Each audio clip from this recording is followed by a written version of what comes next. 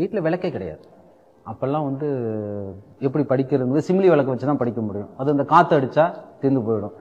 அடிக்கடி நம்ம தீப்பெட்டி கொளுத்தணும். அப்போ வந்து தீப்பெட்டி வந்து 10 பைசா, கிளி தீப்பெட்டி அப்படின்னு சொல்லலாம், ரெட்டக்கிளி தீப்பெட்டி 10 பைசா. அந்த 10 பைசா வாங்கினா அடுத்து வெங்காயம் வாங்க காசு இருக்காது. ஸோ ஒரு நைட்டு முழுக்க அந்த விளக்கில் படிக்கணும்னா கூட தீப்பெட்டியும், ஒரு தீப்பெட்டி 10 பைசா தீர்ந்து போயிடும். அந்த சிமிலி விளக்கில் மண்ணெண்ணையும் தீர்ந்து போயிடும். மண்ணெண்ணெய் தீர்ந்து போச்சுன்னா அசூரன்ஸ் அடுத்த நாள் கியூவில் நின்னா கூட மண்ணெண்ணெய் ரேஷன் கிடைக்குமா கிடைக்காதாங்கிறது ஒரு அசூரன்ஸ். இதுக்காக நான் என்ன பண்ணிட்டேன், ரயில்வே ஸ்டேஷனில் மட்டும்தான் 3 ஃபேஸ் கரண்ட், 24 ஹவர்ஸ் கரண்ட் இருக்கும். பக்கத்தில் எந்த ஸ்டேஷனு? பக்கத்தில் பூதலூர், 1.5 கிலோமீட்டர். நாங்கள் இருக்க அந்த கிராமத்திலேருந்து இப்போ பூதலூர் ரயில்வே ஸ்டேஷனுக்கு 1.5 கிலோமீட்டர். அதுக்காக நான் என்ன செஞ்சிடறேன், காலேஜ்னு வந்த பிறகு நான் ரயில்வே ஸ்டேஷனுக்கு போயிட்டு ஒரு பெட்ஷீட் எடுத்துகிட்டு போயிடுவேன். பெட்ஷீட் எடுத்துகிட்டு போயிட்டு அந்த ரயில்வே ஸ்டேஷன் மாஸ்டர் இருக்காங்க, அதுக்கு முன்னாடி அங்கே தான் வந்து நல்லா கொஞ்சம் ஸ்ட்ரெட்டாக இருக்கும், மற்றது ஓப்பனாக இருக்கும். நைட்டு எப்படியும் ஒரு 1 மணி வரையும் படிப்பேன்.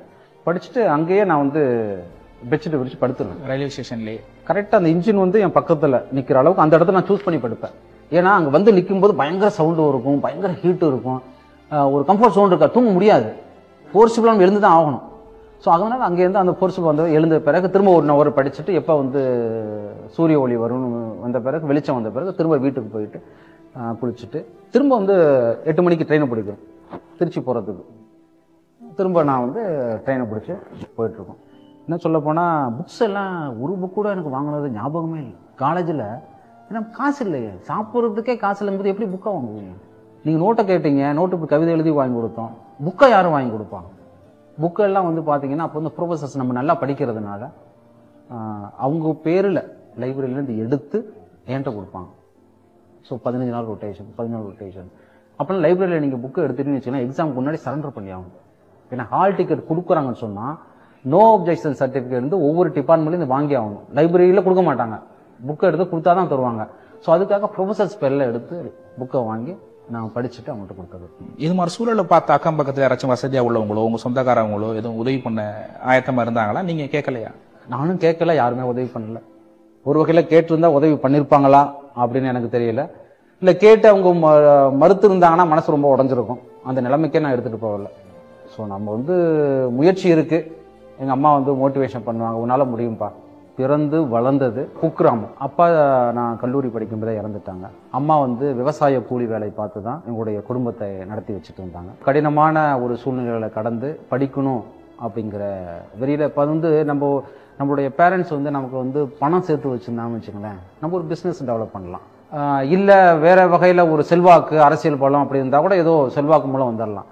நமக்கு எந்த பலமுமே கிடையாது. இன்னும் சொல்ல போனால் பார்த்தீங்கன்னா எங்கள் வீட்டில் ஒரு நாளைக்கு ஒரு வேளை தான் அடுப்பெரியும். அந்த ஒரு வேளை அடுப்பெரிய வச்சு தான் 3 வேளையுமே நாங்கள் சாப்பிட்டுட்டு இருக்கோம். அந்த மாதிரி ஒரு சூழ்நிலைக்குன்னா ஒரே ஒரு நமக்கு ஆதாயம் வந்து படிப்பு தான். படிப்பை வச்சு தான், கடின உழைப்பை வச்சு தான் நம்ம முன்னேற முடியும் அப்படிங்கிறத எங்கள் அம்மா அடிக்கடி என்கிட்ட சொல்லுவாங்க. நானும் உணர்ந்துக்கிட்டேன். அப்படி நினச்சி படித்ததுனால தான் இன்னைக்கு வந்து இந்த பதவியில் நம்ம.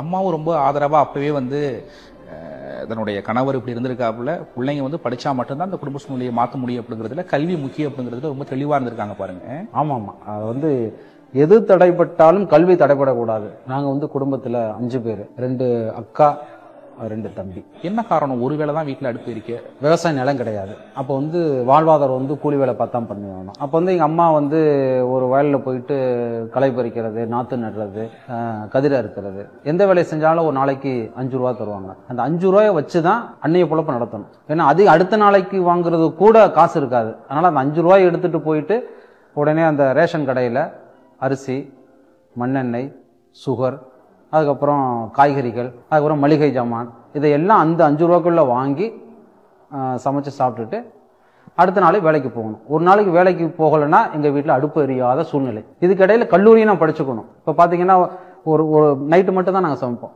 சமைச்சிட்டு அன்னைக்கு மட்டும் தான் சூடாக சாப்பிட்றது. அதே சாப்பிட்டுட்டு அதில் வந்து தண்ணி ஊற்றி வச்சுருவோம். தண்ணி ஊற்றி வச்சுட்டு அடுத்த நாள் வந்து பழையதுன்னு சொல்லுவோம். பழைய சோறு, அந்த பழைய சாப்பாடு.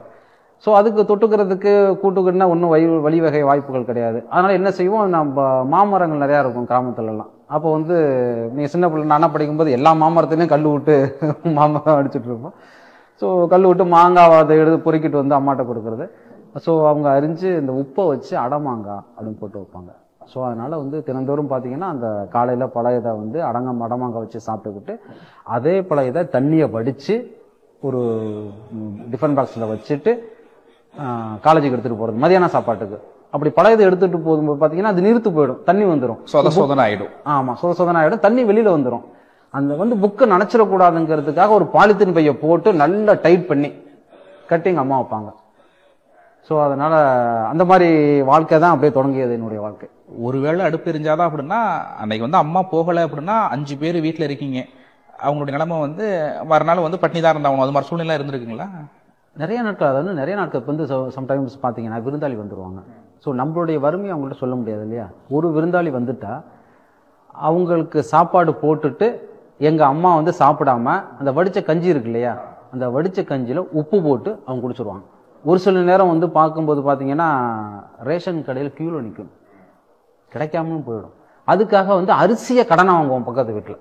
ஒரு படி அரிசி, அரைப்படி அரிசி, ஒரு படியோட யாரும் கொடுக்கறது கிடையாது, காப்படி அரிசி அப்படி தான் கொடுப்பாங்க. கடனாக வாங்கி நாளைக்கு கொடுப்போம் அப்படின்னு சொல்லி இந்த காசை வச்சிருந்து அடுத்த நாள் வாங்கும்போது சேர்த்து வாங்கி அவங்களுக்கு கடனை ரிட்டர்ன் பண்ணிடுறது.